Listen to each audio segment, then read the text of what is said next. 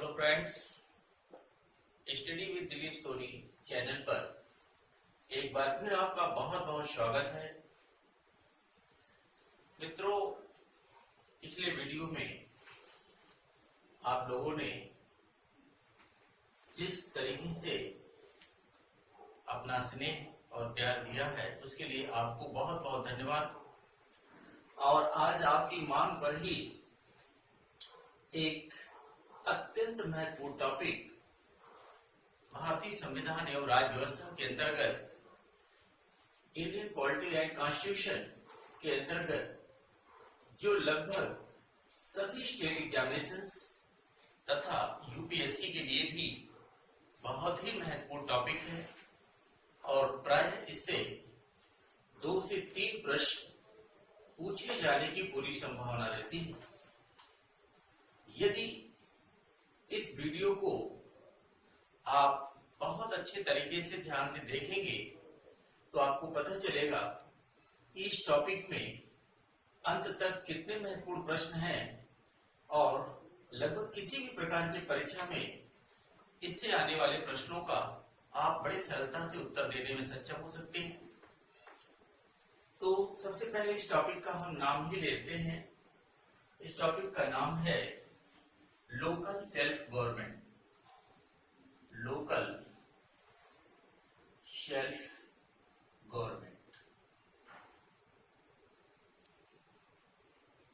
Local self government या इसे हम कहेंगे स्थानीय स्वशासन प्रणाली। स्थानीय स्वशासन, लोकल सेल्फ गवर्नमेंट, स्वशासन, स्थानीय स्वशासन प्रणाली। यह लगभग सभी प्रकार की परीक्षाओं में आप अनुसार पेपर उठाकर देखिए, चाहे वो यूपीपीसी से संबंधित परीक्षा हो या एनी स्टेट एग्जामिनेशन हो, इससे संबंधित प्रश्न अवश्य आते हैं। इसको हम सुविधा के लिए 2 भागों में डिवाइड कर अध्ययन करेंगे। पहला भाग इसका अध्ययन आज करेंगे, पार्ट 1। पहला भाग इसका आज अध्ययन करेंगे जिसका नाम है part 1, local self government part 1। इस पार्ट 1 के अंतर्गत स्थानीय स्वशासन प्रणाली को हम 2 प्रकार से अध्ययन करेंगे। पहला जो प्रकार होगा वह होगा पंचायती राज प्रणाली, पंचायती राज व्यवस्था। पहला है पंचायती राज सिस्टम और दूसरी है म्युनिसिपैलिटीज। नगर पालिकाएं। तो इन 2 सेक्शंस में डिवाइड कर इसका हम अध्ययन करेंगे। पहला पंचायती राज व्यवस्था, दूसरा नगर पालिका है। मित्रों, बेस ऑफ इंडियन कॉन्स्टिट्यूशन जो पिछले वीडियोस में जिसमें भारतीय संविधान के आधार के अंतर्गत आपको संघीय शासन प्रणाली के अंतर्गत संघ और राज्य के सूची का हमने उल्लेख किया था, उसमें स्थानीय स्वशासन प्रणाली को यह that is the subject of state list, यह राज्य सूची के विषय के अंतर्गत आता है। और राज्य सूची के विषय पर यदि कोई कानून का निर्माण करना हो या कानूनों में कोई संशोधन करना हो, any type of the formation of law और अमेंडमेंट्स ऑफ लॉ, तो स्थानीय स्वशासन प्रणाली के अंतर्गत किसी भी प्रकार के कानून और उसकी प्रक्रिया में संशोधन का अधिकार राज्य की विधायिका स्टेट लेजिस्लेशन, राज्य की विधायिका, the name of state legislation is विधानमंडल, राज्य की विधायिका विधानमंडल को प्राप्त है। तो सबसे पहला प्रश्न यही है जो आपके परीक्षा में आ सकता है, स्थानीय स्वशासन प्रणाली या प्रश्न के रूप में पंचायती राज व्यवस्था या म्युनिसिपैलिटीज, नगर पालिकाएं किस सूची के विषय के अंतर्गत आती हैं? That is the subject of state list. यह राज्य सूची के विषय के अंतर्गत है और राज्य सूची के विषय पर कानून बनाने का अधिकार उस राज्य की विधायिका जिसे विधानमंडल कहते हैं। दूसरा मित्रों, स्थानीय स्वशासन प्रणाली की आवश्यकता हमें क्यों पड़ी, इसका सबसे प्रमुख आधार क्या है। वास्तव में स्थानीय स्वशासन प्रणाली का अगर हम अध्ययन करते हैं तो यहाँ हमें 3 प्रकार के शब्द दिखाई देते हैं। पहला शब्द है स्थानीय, लोकल, दूसरा है सेल्फ और तीसरा है शासन। इसके पहले हमने शासन की अवधारणा को 2 प्रकार से अध्ययन किया। पहला हमने अध्ययन किया एक सरकार जो संघ की सरकार है और दूसरी सरकार जो राज्य की सरकार है। संघ और राज्य के बीच ही सभी प्रकार की शक्तियों या विषयों का विभाजन किया गया है, परंतु राज्य सूची के विषय को और अधिक डिसेंट्रलाइज करने के लिए और अधिक डेलीगेटेड या विकेंद्रीकृत करने के लिए हमने भारत के संविधान के अंतर्गत स्थानीय स्वशासन प्रणाली की प्रक्रिया का प्रवेश किया है। सबसे पहले स्थानीय स्वशासन प्रणाली की आवश्यकता, इसका क्यों हमें आवश्यकता पड़ी, इसकी आवश्यकता और कारण का हम उल्लेख करेंगे। स्थानीय स्वशासन प्रणाली की आवश्यकता और कारण का उल्लेख करने से इसकी पृष्ठभूमि पूरी तरह तैयार हो जाती है कि मित्रों एक चीज याद करिए कि Bharat, India is the country of village. एक कहावत है, एक सत्य है कि भारत एक गांव का देश है। भारत एक गांव का देश है।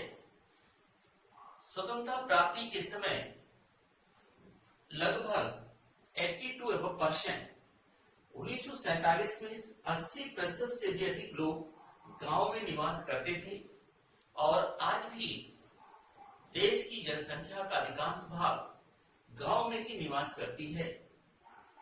परंतु गांव की जो स्थिति और परिस्थिति है, निस्संदेह वह विचार योग्य है। आज भी जो ग्रामीण क्षेत्र की जनता है निश्चित रूप से कई आधारभूत समस्याओं से संघर्ष कर रही है। वे आधारभूत समस्याएं चाहे वो रोटी के रूप में हो, कपड़ा के रूप में हो, स्वास्थ्य के रूप में हो, परिवहन के रूप में हो, संचार के रूप में हो, रोजगार के रूप में हो या मनोरंजन के रूप में हो, तो ये तमाम सारी समस्याएं जो भारत के लगभग सभी ग्रामीण क्षेत्रों में दिखाई देते हैं और भारत की इकोनॉमी में एक बहुत बड़ा contribution agriculture and it's product से ही आता है।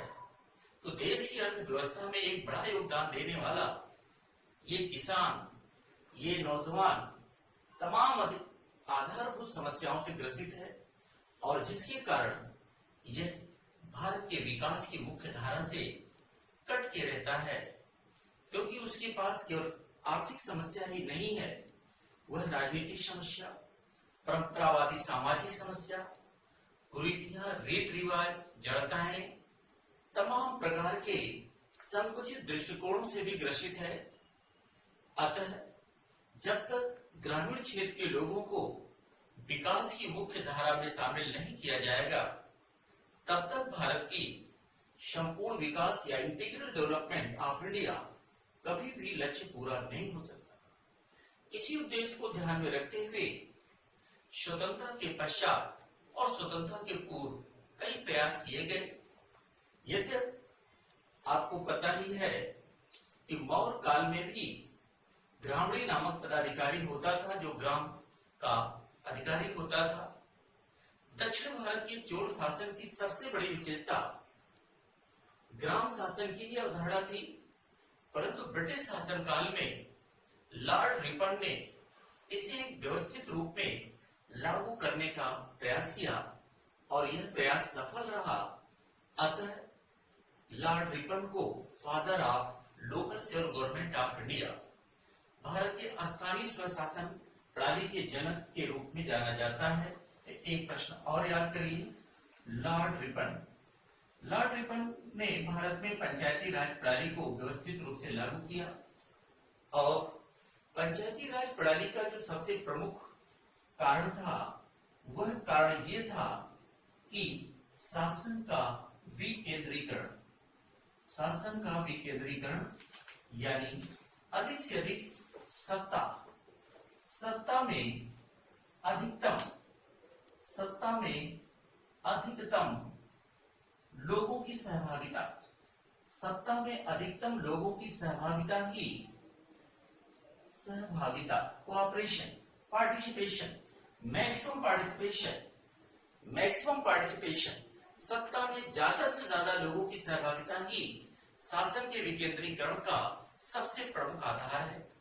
और मित्रों, भारत के संविधान में जिस शासन प्रणाली को हमने स्वीकार किया है, उस शासन प्रणाली के अंतर्गत एक लोकतांत्रिक शासन प्रणाली की अवधारणा को हमने स्वीकार किया है और उस लोकतांत्रिक शासन प्रणाली की प्रक्रिया में कई महत्वपूर्ण बातों पर बल दिया है। परंतु स्वतंत्रता के बाद जिस तरह से भारत में निर्वाचन की प्रक्रिया का पालन किया गया, जिसमें यह देखा गया कास्टिज्म, रिलीजियस, जातिवाद, क्षेत्रवाद, कम्युनलिज्म, संप्रदायवाद या अन्य वादों से ग्रसित भारत की जनता अपने आर्थिक, राजनीतिक तथा अन्य समस्याओं के कारण निर्वाचन की प्रक्रिया से तटस्थ या उदासीनता के साथ काम करती थी, जिसे हम स्वस्थ लोकतांत्रिक प्रक्रिया के रूप में नहीं मान सकते थे। अतः भारत के लोकतांत्रिक शासन की प्रक्रिया को हेल्दी डेमोक्रेसी, स्वस्थ लोकतांत्रिक शासन प्रणाली के रूप में लाने के लिए भारत में अधिक से अधिक लोगों को शासन या सरकार की सहभागिता को सुनिश्चित करने के लिए ही पंचायती राज प्रणाली की व्यवस्था की गई है। तो एक प्रश्न यहाँ और तैयार होगा कि स्थानीय स्वशासन प्रणाली की सबसे बड़ा कारण या उद्देश्य यही था कि शासन का विकेंद्रीकरण करना, जिसमें सत्ता में अधिकतम लोगों की सहभागिता को सुनिश्चित करना था।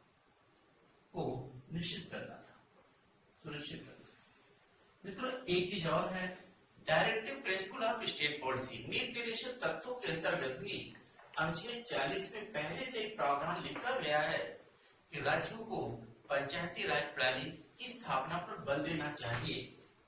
परंतु इस अवधारणा को संविधान सभा में प्रारूप समिति के अध्यक्ष डॉक्टर अम्बेडकर चूंकि इसकी मान्यता के विरुद्ध थे, उन्होंने गांव के लोगों को अज्ञानता और संकीर्णता का एक गढ़ माना, जिसके कारण से पंचायती राज प्रणाली का व्यवहारिक स्वरूप लागू नहीं हो सका। अतः स्वतंत्रता प्राप्ति के बाद सर्वप्रथम पंडित जवाहरलाल नेहरू, जो भारत के प्रथम प्रधानमंत्री थे, 1952 में सबसे पहले सामुदायिक विकास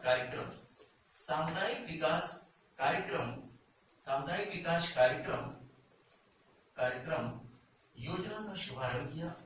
और इस सामुदायिक विकास कार्यक्रम योजना का जो सबसे बड़ा उद्देश्य रखा गया, उसका उद्देश्य यही था गांव के लोगों का, ग्रामीण क्षेत्र या गांव के लोगों का केवल विकास ही नहीं, गांव के लोगों का इंटीग्रल डेवलपमेंट, सर्वांगीण विकास, गांव के लोगों का सर्वांगीण विकास, integral development of the rural peoples. मित्रों, सर्वांगीण विकास एक बहुत बड़ी अवधारणा है। अगर किसी का आर्थिक विकास है, सामाजिक विकास नहीं है, आर्थिक और सामाजिक है, राजनीतिक नहीं है या सांस्कृतिक नहीं है, तो उस विकास को कभी भी इंटीग्रल डेवलपमेंट नहीं कहेंगे। अतः गांव के लोगों का आर्थिक विकास, सामाजिक विकास, राजनीतिक विकास, सांस्कृतिक विकास, तो विकास की सारी अवधारणाओं को जो शामिल करके विकास को लाने का प्रयास किया जाता है, तो ऐसे विकास की अवधारणा को इंटीग्रल डेवलपमेंट के नाम से जाना जाता है। परंतु 1952 में जिस गांव के लोगों के सर्वांगीण विकास पर हमने बल दिया, उसकी समीक्षा करने के लिए 1957 में एक समिति का गठन किया और उस समिति का नाम था बलवंत राय मेहता समिति। उस समिति का नाम था बलवंत राय मेहता समिति। मित्रों, ये बलवंत राय मेहता समिति प्रायः परीक्षा में पूछ भी दिया जाता है कि बलवंत राय मेहता समिति के गठन का उद्देश्य क्या था। इस प्रश्न को उत्तर में भी कई प्रकार से पूछे जाते हैं कि बलवंत राय मेहता समिति का जो सबसे प्रमुख उद्देश्य था, सत्ता का विकेंद्रीकरण, शासन का विकेंद्रीकरण या पंचायती राज प्रणाली की स्थापना ही उसका सबसे प्रमुख उद्देश्य था। इसको याद कर लीजिए। तो बलवंत राय मेहता समिति ने, कमेटी ने 1958 में अपनी रिपोर्ट प्रस्तुत की और इसी रिपोर्ट में इसने एक दो नहीं बल्कि 3 स्तरीय पंचायतों के गठन की सिफारिश की। जो पहला सबसे छोटी यूनिट थी वह ग्राम पंचायत। तो याद कर लीजिए मित्रों, सबसे पहली यूनिट जो थी ग्राम पंचायत और इसका जो हेड होगा वह ग्राम प्रधान होगा। तो पहली यूनिट जो थी ग्राम पंचायत। दूसरी जो यूनिट थी इसका नाम है क्षेत्र पंचायत। क्षेत्र पंचायत को अलग अलग राज्य में या अलग अलग क्षेत्र में अलग अलग नाम से भी जानते हैं। क्षेत्र पंचायत को पंचायत समिति भी कहते हैं, क्षेत्र पंचायत को खंड पंचायत समिति भी कहते हैं। और इसका जो प्रमुख होता है, हेड होता है, उसे ब्लॉक प्रमुख, उसे आप ये ब्लॉक लेवल पर होता है, लेकिन इसके पद का नाम है प्रमुख। आप रहे नाम सुनते होंगे ब्लॉक प्रमुख जी। और तीसरा जो जिले स्तर पर होता है, जिले स्तर पर इसका नाम है जिला पंचायत। हर जिले में एक जिला पंचायत है जो पंचायती राज प्रणाली का सर्वोच्च स्थान है। तो जिले में पंचायती राज प्रणाली का जो सर्वोच्च स्तर है वो जिला पंचायत है और इसका जो हेड होता है या इसका जो पॉलिटिकल हेड होता है इसको कहते हैं जिला पंचायत अध्यक्ष। तो जिला पंचायत अध्यक्ष ही एक प्रश्न यहाँ याद कर लीजिए कि जिले का प्रथम नागरिक जिला पंचायत अध्यक्ष ही होता है। जिले का प्रथम नागरिक जिला पंचायत अध्यक्ष ही होता है। इसको आप याद कर लीजिए, दैट इज वेरी इंपॉर्टेंट। जिस तरह देश का प्रथम नागरिक राष्ट्रपति है, उसी तरह से जिले का प्रथम नागरिक जिला पंचायत अध्यक्ष ही होता है। परंतु इस रिपोर्ट को, बलवंत राय मेहता समिति की इस रिपोर्ट को, इसको हमको बिठाना पड़ेगा आगे। बलवंत राय मेहता समिति की रिपोर्ट को सबसे पहले ये पूछा जाता, ये प्रश्न आता है कि बलवंत राय मेहता समिति की इस रिपोर्ट को सर्वप्रथम कब लागू किया गया। तो इसको याद कर लीजिए, 2 अक्टूबर 1959 को, 2 अक्टूबर 1959 को सर्वप्रथम राजस्थान प्रांत में, इस प्रांत में, राजस्थान प्रांत में इसको लागू किया गया। और दूसरा एक चीज याद करना है कि राजस्थान प्रांत में लागू होने के बाद इसे अन्य राज्यों में भी लागू करने का प्रयास किया गया, आंध्र प्रदेश सहित देश के तमाम राज्यों में। परंतु यह चूंकि राज्य सूची का विषय था और राज्य सूची के विषय होने के कारण यह राज्य की इच्छा पर निर्भर करता था वो पंचायतों को किस प्रकार से कैसे कम करे। पंचायतों का कार्यकाल उस समय भी 5 वर्ष ही था, परंतु कुछ राज्य चुनाव कराए, कुछ ने चुनाव कराए नहीं। बिहार जैसे राज्य में 20 साल पर चुनाव हुए, जिसके कारण से यह अपने उद्देश्य में पूरी तरह सफल नहीं हो पाया। जिन सदस्यों की मृत्यु होती थी, फिर उस निर्वाचन क्षेत्र में चुनाव तभी होते थे जब पूरे प्रदेश का आम चुनाव होता था, जिससे उनका उद्देश्य और पंचायतों के कार्य के विषय सूची आदि का कोई उल्लेख नहीं था। उनके आर्थिक संसाधनों के लिए कोई स्रोत नहीं था, जिसके कारण से लोगों में इसके प्रति उत्साह में कमी थी। यद्यपि इसकी समीक्षा के लिए जनता पार्टी की सरकार में 1978 में अशोक मेहता समिति का गठन किया गया। अशोक मेहता समिति का गठन किया गया, इसको याद कर लीजिए, ये भी परीक्षा में आ चुका है। वो भी मेहता था, बलवंत राय मेहता, और ये भी मेहता, अशोक मेहता।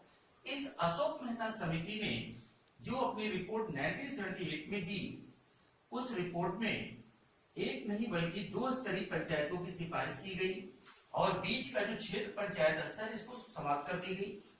इसमें जो पहली सिफारिश थी वह थी पंचायत मंडल। वह सिफारिश थी पंचायत मंडल की स्थापना। 100 ग्राम पंचायतों को मिलाकर एक पंचायत मंडल की स्थापना पर बल दिया गया।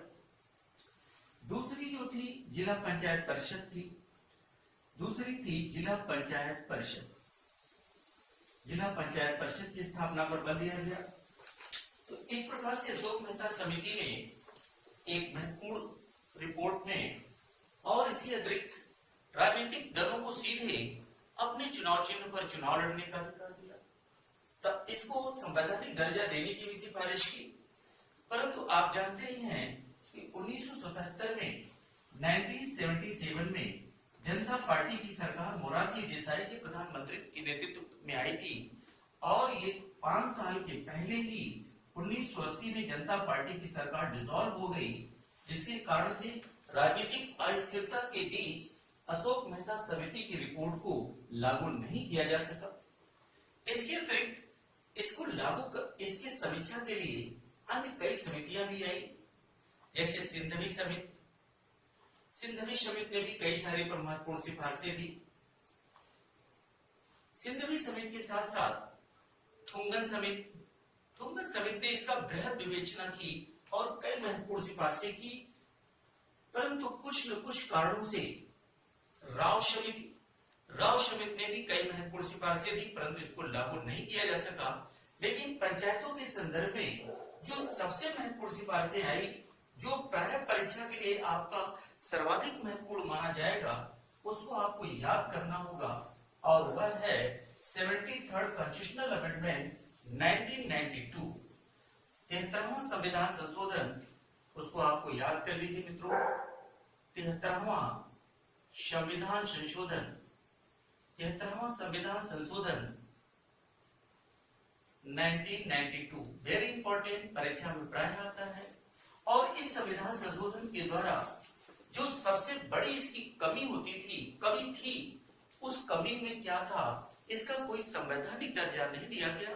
तो सबसे पहले आप कर लीजिए कि इसके द्वारा पंचायतों को, ये जो पंचायत हैं, पंचायतों को एक संवैधानिक दर्जा प्रदान कर दिया गया। पंचायतों को संवैधानिक दर्जा दिया, और संवैधानिक दर्जा देने के साथ साथ पंचायतों के लिए 29 प्रकार के विषय निश्चित किए गए।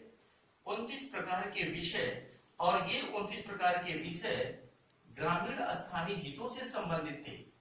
ये 29 प्रकार के विषय ग्रामीण स्थानीय हितों से संबंधित थे, और इसलिए प्रत्येक ग्राम पंचायत अपने हितों से संबंधित इन 29 प्रकार के विषयों पर आवश्यकता के अनुसार अपना कानून बना सकता है। मित्रों, यह एक ऐसी व्यवस्था थी जो पूरे देश की ज्योग्राफिकल सिचुएशन के लिए अत्यंत लाभदायक थी। जैसे आसाम में हम खेतों की सिंचाई फव्वारे से करते हैं, परंतु उत्तर प्रदेश में मेड़ आदि बांधकर करते हैं। तो वहां के लिए वहां की व्यवस्था और यहाँ के लिए यहाँ की व्यवस्था। दूसरा जो सबसे बड़ा इसका महत्वपूर्ण प्रावधान आप कह सकते हैं कि maximum participation of the people. Maximum participation of the people, जनता का अधिक से अधिक सहभागिता सुनिश्चित करने के लिए कुल सीटों का एक तिहाई स्थान महिलाओं के लिए सुरक्षित कर दिया गया, महिलाओं के लिए आरक्षित कर दिया गया। और ये भी ध्यान रखा गया कि इन महिलाओं में SC, schedule caste and schedule tribe caste की महिलाओं को उनकी जनसंख्या के अनुपात में, किस अनुपात में, उनकी जनसंख्या के अनुपात में सहभागिता सुनिश्चित हो। अर्थात ग्राम पंचायतों की कुल सीटों का एक तिहाई स्थान महिलाओं के लिए आरक्षित कर दिया गया। लेकिन इन महिलाओं के सीटों में अनुसूचित जात और जनजात की महिला को उनकी जनसंख्या के अनुसार में सीटें रिजर्व की गई, जो ये दिखाता है कि महिलाओं को, खासकर वे ग्रामीण महिलाएं जो प्राय पंचायत के चुनाव से लगभग दूर रहती थीं, अब उनके लिए सीटें आरक्षित कर दी गई। जैसा कि मित्रों आप जानते ही हैं, ग्रामीण क्षेत्र की महिलाएं जो प्राय तमाम प्रकार के आडंबर और परंपराओं से आबद्ध थीं, ऐसी स्थिति में वे चुनाव में सीधे प्रत्यक्ष सहभागिता उनकी नहीं थी, परंतु उनकी भी सहभागिता सुनिश्चित करके शासन के विकेंद्रीकरण या स्वस्थ लोकतांत्रिक मूल्यों की स्थापना पर बल दिया गया। उसमें भी अनुसूचित जात, अनुसूचित जनजात, schedule caste and schedule tribe caste की महिलाओं को उनकी जनसंख्या के अनुपात में सीटें आरक्षित करके एक हेल्दी डेमोक्रेसी की अवधारणा का विकास किया गया। और आज उसका परिणाम प्रत्यक्ष रूप से ग्राम पंचायतों में उनके उत्साह, लगन और परिणाम के साथ देखा जा सकता है। दूसरी सबसे बड़ी चीज थी कि कुल सीटों की संख्या का उस अनुपात में, जनसंख्या के अनुपात में, यानी पहली बार OBC other backward class, OBC यानी अदर बैकवर्ड क्लास के लिए भी जनसंख्या के अनुपात में सीटें आरक्षित की गई। जनसंख्या के अनुपात में अन्य पिछड़े वर्ग, अदर बैकवर्ड क्लास, अन्य पिछड़े वर्ग के लोगों के लिए भी सीटें आरक्षित की गई, जिससे लोकतंत्र की स्थिति और अधिक सुदृढ़ हुई। और परंपरागत पांचवा आपको याद करना है कि एससी और एसटी, अनुसूचित जनजाति और अनुसूचित schedule caste and schedule tribe caste के लोगों को उनकी जनसंख्या के अनुपात में 20। अब आपको मन में एक प्रश्न आ रहा है कि यहाँ भी अनुसूचित जाति जनजाति, यहाँ भी अनुसूचित जाति जनजाति, यहाँ सिर्फ महिलाओं के लिए महिलाओं में आरक्षित किया गया था, और यहाँ पर महिला भी हो सकती है और पुरुष भी हो सकता है। तो इस प्रकार से हम देख सकते हैं कि 73वां संविधान संशोधन के द्वारा ग्रामीण क्षेत्र के अधिकतम लोगों की सहभागिता को सुनिश्चित करने का प्रयास किया गया। यद्यपि कुछ व्यवहारिक समस्याएं अभी भी बनी हुई हैं, परंतु फिर भी इसका एक सकारात्मक समाधान लाने का प्रयास किया गया। इसके अतिरिक्त और भी क्या है कि इनका जो कार्यकाल है, इनका कार्यकाल 5 वर्ष सुनिश्चित किया गया। इनका कार्यकाल 5 वर्ष सुनिश्चित किया गया। इनका कार्यकाल 5 वर्ष, परंतु यदि 5 वर्ष के पहले पंचायत भंग होती है तो यहाँ पर पंचायत यदि भंग होती है तो जिस दिन पंचायत भंग होगी, डिसॉल्व होगी, भंग होने की तिथि से 6 माह के अंदर, 6 मंथ, विदिन 6 मंथ, 6 माह के अंदर नए पंचायत का गठन किया जाएगा। यदि किसी सदस्य के निर्वाचित होने के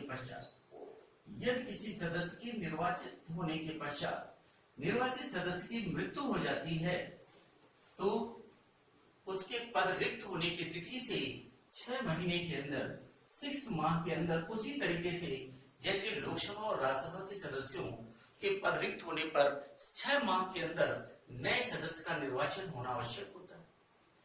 दूसरा मित्रों, एक और सबसे बड़ी बात यहाँ आपको मैं उल्लेख कर दूं कि यदि कोई पंचायत का सदस्य, चाहे वो ग्राम प्रधान हो, चाहे वो ब्लॉक प्रमुख हो, चाहे वह जिला पंचायत अध्यक्ष हो, निर्वाचित होने के बाद यदि वह जनता के साथ किए गए वादे या विश्वास के साथ धोखा करता है तो ऐसी स्थिति में उसके निर्वाचित होने के 2 वर्ष बाद, after joining the post after 2 years, उसके विरुद्ध नो कॉन्फिडेंस मोशन, अविश्वास प्रस्ताव लाया जा सकता है। और इस अविश्वास प्रस्ताव को एक विशेष प्रक्रिया के द्वारा लाया जाता है, पालन कराया जाता है, और यदि अविश्वास प्रस्ताव उस ग्राम पंचायत से 2/3 बहुमत से पारित हो जाती है तो ऐसे में वह ग्राम प्रधान, वह प्रमुख या वह जिला पंचायत अध्यक्ष को अपना पद से वो रिक्त हो जाता है, उसके अधिकार और शक्तियां समाप्त।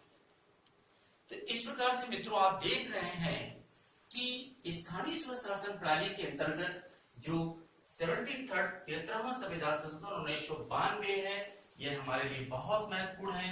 और इसमें अनेक ऐसे प्रावधान हैं जो लोकसभा और विधानसभा के चुनाव से भी ज्यादा महत्वपूर्ण है, क्योंकि लोकसभा और विधानसभा के प्रतिनिधि को यदि हम निर्वाचित कर लेते हैं तो हम 5 साल के पहले उनको पद से हटाना, व्यक्तिगत सीट खाली कराना संभव नहीं है। यदि विधानसभा को टोटल बंद किया जा सकता है, परंतु यहाँ पर निर्वाचित होने के 2 वर्ष बाद उनको अविश्वास प्रस्ताव द्वारा या नो कॉन्फिडेंस मोशन द्वारा पद से हटाया जा, प्रस्ताव पारित कराकर पद से हटाया जा सकता है। तो चूंकि कार्यकाल 5 वर्ष है, तो इसका मतलब है कि 5 वर्ष में 2 बार नो कॉन्फिडेंस मोशन लाया जा सकता है।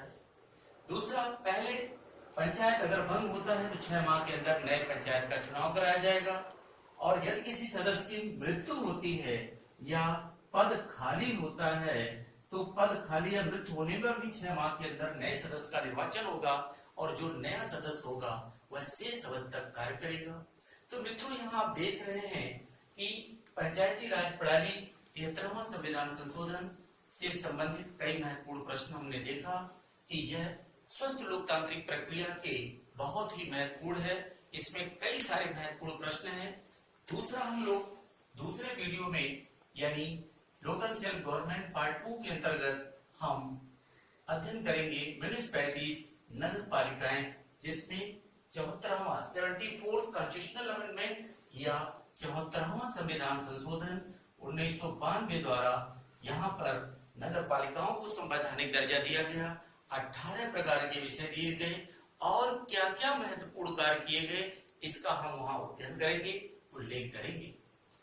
तो इसके साथ साथ आप कमेंट बॉक्स में हमको बताइए कि क्या क्या आप और अधिक जानकारियां चाहते हैं, उस पर भी आप आराम से कमेंट बॉक्स में लिखते रहिए। लेकिन एक महत्वपूर्ण बात और आपको कि जो बच्चे पीसीएस की परीक्षा का फॉर्म डाल दिए हैं, वे अपनी तैयारी के लिए तमाम विपरीत परिस्थिति के बाद भी लगे रहेंगे और उनके हर प्रश्न का वीडियो के माध्यम से समाधान किया जाता रहेगा। जब तक उनके क्लासेस नहीं चल रहे हैं, तब तक उनको अधिक से अधिक वीडियो के माध्यम से ही बताया जाएगा। तो इसके साथ साथ एक चीज ध्यान रखना है कि जैसे कि मैंने आपसे कहा कि अधिक से अधिक वीडियो को 1 या 2 बार कंप्लीटली आप देखेंगे तो कई सारे प्रश्नों को आपको समझ में आने लगेगा। और दूसरा, यदि अभी आप किसी कारण से सब्सक्राइब नहीं कर पाए हैं तो सब्सक्राइब एक बार करना तो जरूरी है, परंतु अपने मित्रों को भी ज्यादा से ज्यादा, जो आपके मित्र नहीं अभी जान पाए हैं, उनको अधिक से अधिक जानकारियां दीजिए। बहुत बहुत धन्यवाद। Thank you so much.